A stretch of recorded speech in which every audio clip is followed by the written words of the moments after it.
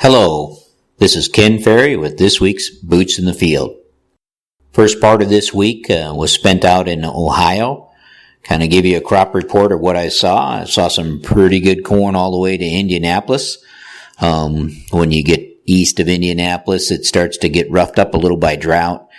And a little bit disappointing for the guys in Ohio out there. I'm guessing it took in about 2/3 of the state where drought has done some damage to their corn crop. Talked to some farmers who were chopping silage already at blister, but it was only 6-ton silage versus a 25-ton expected. Due to drought damage, they were taking the silage before it got any drier itself. So I would say half to 2/3 of Ohio has taken a pretty good hit on the corn crop. The beans actually looking pretty good. I would say, again, from east of Indianapolis on up to Fort Wayne, about 1/3 of the state of Indiana also looks like it's got some issues from a dry weather standpoint on the corn crop itself. The same, though, there was some good fields out there. We checked yields from 170 to 210 in some of the better fields out there and saw very little sudden death out in that neck of the woods itself. As we look at the crop here closer to home, there definitely is some heavy sudden death pressure that's very prevalent now. It seems to be worse on, again, the earlier planted beans. Those that were planted that week or so before Mother's Day, right through Mother's Day weekend. The ones that took forever to get out of the ground, and we were worried about them this spring. Unfortunately, that prediction kind of come true. They're showing some of the heaviest of damage. With that said, though, I would say in general, the sudden death issues that we're dealing with here in the state are actually still somewhat moderate. So we look at McLean, Livingston, even here at DeWitt County and stuff. There is sudden death, but we definitely have seen sudden death at heavier pressures. And again, probably going back more to planting dates than anything else. Now, last year we had a number of seed treatment plots out to manage sudden death, but without much sudden death pressure, we really couldn't tell. We're probably up to 12 plots right now that we can identify, and they look pretty neat from drone imagery as far as up on top of the field. The half the planter being treated and the other half not. They look like the American flag striped across the field. So looking at some pretty impressive Alivo plots and sudden death plots out there that hopefully we'll be able to share with you this fall. But right now I am enthused about what I see and what the potential is for managing that disease that we haven't had in the past.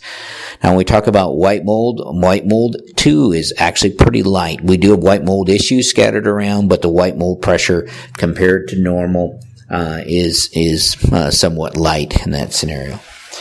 Probably the one concern I do see with aphids, just about every day as we walk the fields now, we're starting to find soybean aphids. So they're becoming more prevalent out there. And these beans, most of them between R4 and R5.5, depending on maturities, they're too far away yet from, to walk away from the soybean aphids. So at this stage of the game, if you remember, we're talking about 200 to 300 aphids per plant would trigger a threshold or a spray.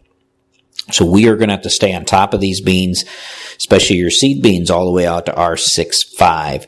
Now, Mother Nature may go ahead and take care of them. So once you find aphids in the field, kind of mark the spots and just keep coming back there about every 3 to 4 days to look at that population and see if it's going to go anywhere. If you come back in 3 days and you come back in another 3 days and you can't make up your mind whether the aphids are getting thicker, then they're probably not. When they explode enough that you're going to know, whoa, this is quite a bit different. If nothing else, you can go out there and grab some plants and take some pictures, put them on your iPhone, and use those pictures when you come back 3-4 days later to see, is this pressure changing itself? But it's pretty easy now. Just about every field we can spend some time in, and I know they're kind of tangled up out there, but to be able to go out and find some soybean aphids that we couldn't find just 10 days ago. So they were sporadic 10 days ago, more common that we're finding now. Had a lot of beans that have lodged. This year is going to be the year of the big bean. Of course, we got a lot of armpit to chin tall beans out there, and these recent storms have caused a lot of soybean lodging. Now, most of the beans again are in that R4 to R5 stage. We got to go through R4, 5, 6, 7, and 8 to get this thing done. These beans that are lodging at between R4 and R5, unfortunately, that is going to cause them some yield loss. They're going to have some trouble filling those beans that are hooked to those trifoliates that are down on the bottom side. So if you look at your lodged beans, you're probably going to see that show up in the yield monitor, unlike, let's say, an R6 bean that lodges, or, you're not going to see that kind of loss to it. So the big tall beans are working against us. In general, as I look at them, I think we're fairly well potted. So I think the bean potential here is pretty strong. Now, it kind of looks a little light potted, but you got an armpit tall bean, and you got a lot of nodes to work with as far as the bean set itself. On the corn crop side, I think this corn crop is still big. We are yield checking from 170 to 240 as we're doing our yield checks. A lot of fields are in that 2 to 200 range. As we yield check these fields and we call off a yield count of 220, it's amazing how many frowns that we see. A lot of growers are expecting 240s, 250s, and we're not getting that kind of kernel counts out there. Still a big crop, but I think most farmers are locked in on maybe a 2014 type of crop out there, and yield counts aren't telling us that. In 2014, we were checking big yields, and the indication was that we were going to finish them. I do have some big concerns about this crop right now, and it has to do with the weather conditions, because the disease pressure in these fields are really ramping up, and about every 7 days the amount of pressure is doubling out there. So most fields here in the next 2 weeks, you're actually going to see them turn pretty fast, like they're almost like they're ripening, but it's going to be a lot of fields that are coming down to an explosion of the gray leaf diseases that are coming out there itself. A number of growers are pretty frustrated with the amount of gray leaf pressure they have, even though they sprayed the fields. And I think the issue here is that you're not realistic of what a fungicide application can do. We're only talking about stopping or slowing this disease down for 10 to 14 days. It's not a control type mechanism. And I know we're going to have some of those, especially those fields that were sprayed right at tassel time. You can hardly tell they've been treated now. The gray leaf is coming on so strong. The brown silk applications that were made later, that definitely is holding up to the pressure better. But even those brown silk fields are going to, especially with the weather pattern we have, the humidities that we're dealing with, they're going to come down to gray leaf is going to take the tops of those plants as we move along. So we have to be, realistic about what we were trying to do. We weren't trying to end up with clean fields. We just want to make sure we can keep as much leaf area intact as we could for standability. It's actually the stalk rots that I'm running into that have me the most concerned out here. We're talking mainly Diplodia and Anthracnose, but seeing quite a bit of Diplodia stalk rot. Today, some of the fields we're in range from 0 stalk rot to 12%. So we have 12% of the plants that have actually been killed by stalk rot, and we're still 20 days from black layer. And this brings a concern. So what you would see out there is you see a lot of green husk plants, and then you see a plant that's losing some of its leaves, even up in the ear zone, and the husk on the ear is dead. So a situation where it looked like it's prematurely ripening. And in some of those, that's tough enough, the ear is actually hanging down. So you got ears that are starting to droop or come down, and you're nowhere near black layer. It's a situation we should be, 10 to 15 days beyond black layer before you would see any of these plants give up enough turgor pressure to tip the ears down. So premature tipping down of the ear, premature ripening of the husk itself, when you dig those plants and you split them all the way down to the crown, you can see the disease coming in at the crown or the base. And again, most of what we're checking today is Diplodia, but there's also Anthracnose top kill coming in on that second ear, taking the top of that plant out itself. So it's a scenario where it really is different by hybrid and by rotation out there, but it's kind of like a check engine light on your car, and it comes on and it's orange. We say, well, it's not too serious. I need to check on it before I go somewhere.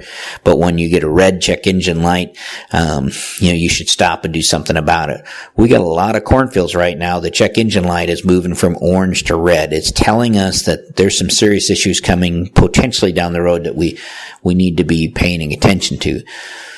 So we have those dead ears, and they're going to pull back the test weight. So they're going to get a rubbery cob to them, and it's going to make it hard to get to an 80,000 kernel bushel like we saw in 2014. So if you've got quite a few of the dead husk or ears starting to tip down out there, I would be using my 90,000 kernel yet as far as yield estimates out there itself.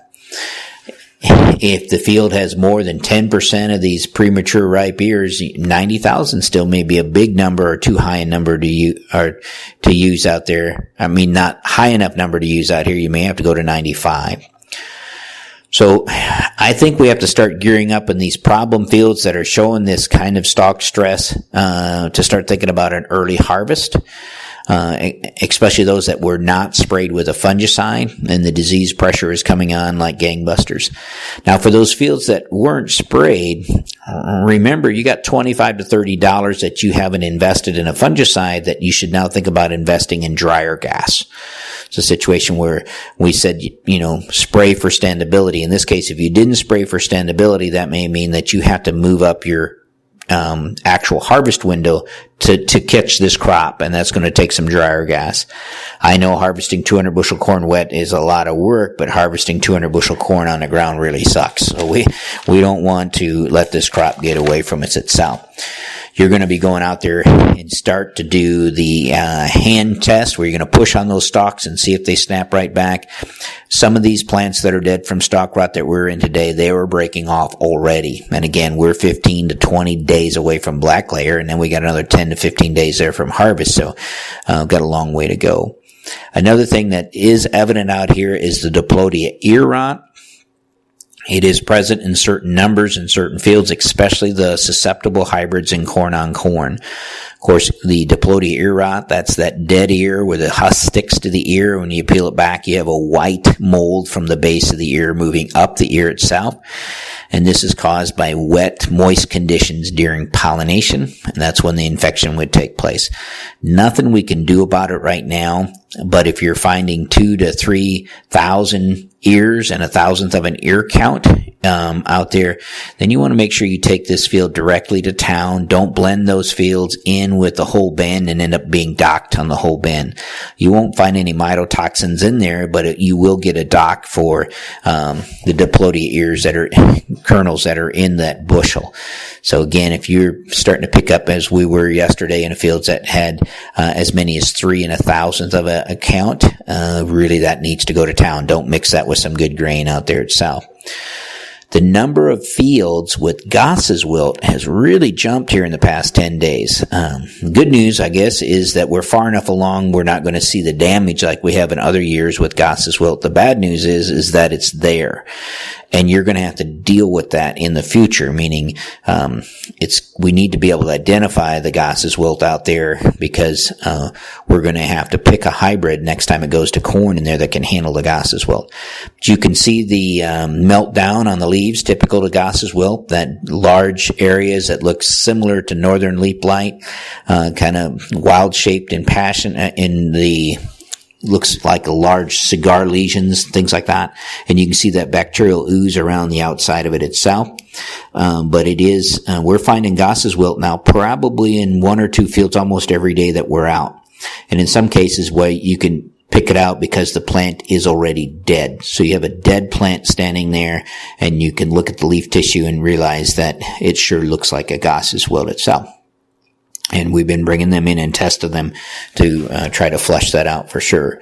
But again, if you think you've got Goss's wilt, we need to identify that so we can pick a hybrid that can handle it in 2 years if it's going back to corn, especially you guys that are strip till and no till where that residue would be left around itself. What do we need to do? The question gets asked, what do we need to do to make this crop catch up to the 2014 crop? How do we get a big crop like that from here on out? Well, a couple things need to take place on the corn crop side and the bean. We need less or no more rain. We got plenty of moisture to drive this from where we're at. We need a little bit warmer temperatures and lower humidity. So we need to get the ET rates up strong so we can finish strong. and mostly more sunshine. The lack of sunshine here the past 10 to 12 days has got me concerned. We really haven't had a string of good, bright, sunshiny days. We start out with fog and cloud cover, and then we hang on to this cloud cover throughout the day itself. We really need the sunshine to step up to get the horsepower that we need to finish this thing strong. And I think for a lot of growers, they may not realize how important that sunshine is, and they think rain makes grain. We just need this thing. We need our solar energy cranking for us a little bit harder itself. And that has me concerned, especially with corn that only has 10 or 15 days left to finish. Some of the later planted corn, we got a little more time for that. But we need to clear that up. We need good evaporation rates, and we need less rain so we can slow down some of the stalk rot issues. I think this is a big crop. I do think, though, in a lot of cases, expectations are higher than the crop is. So I'm trying to set the stage here to make sure you're scouting those fields before you're locked in your mind how big they are itself. We need to start scouting for how we're going to harvest this. So our harvest scouting needs to start now. As you walk through these fields, pick out your A, B, and C fields. Which one's got to come first based on what's happening out there in the field itself. This will become more evident in the next 2 weeks as you go through, but you can really start to see that even today when you're out there as far as which ones are telling you the red light's on and we need to manage it itself. So which ones are going to come first out there is probably what we need to work on. Start thinking about a quick and fast harvest, how we're going to get this done manpower-wise, and who's doing what where. Let's not get caught with some down corn and with some bad weather. On the bean front, we're going to keep an eye on the soybean aphid. We'll also keep an eye on the potential for soybean rust. Right now, we're looking pretty good there. I am concerned that we may have to clean up some soybean aphids, especially in our mid-3s to mid-4 beans, before this is done. With that, keep her moving, keep her safe.